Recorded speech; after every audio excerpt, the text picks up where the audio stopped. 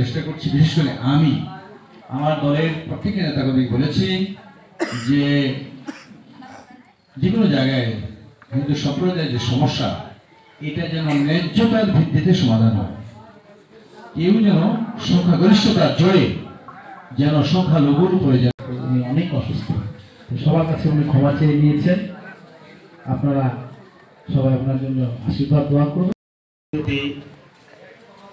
বীরগঞ্জ উপজেলা বিএনপির এখন কিন্তু মুসলমানরা কংগ্রেসের প্রতীক সম্পত্তি নয়।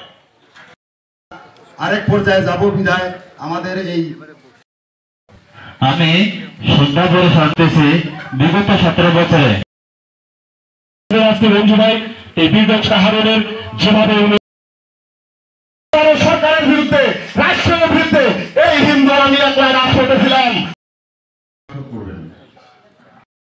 করে এই ধরনের করানো হচ্ছে। এই ধরনের একটি ঘটনা বিভিন্ন ইউনিয়ন থেকে আগত নেতৃবৃন্দ আমার সামনে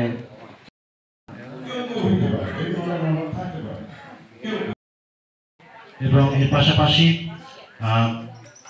আপনারা সুন্দরভাবে কাজ করবেন।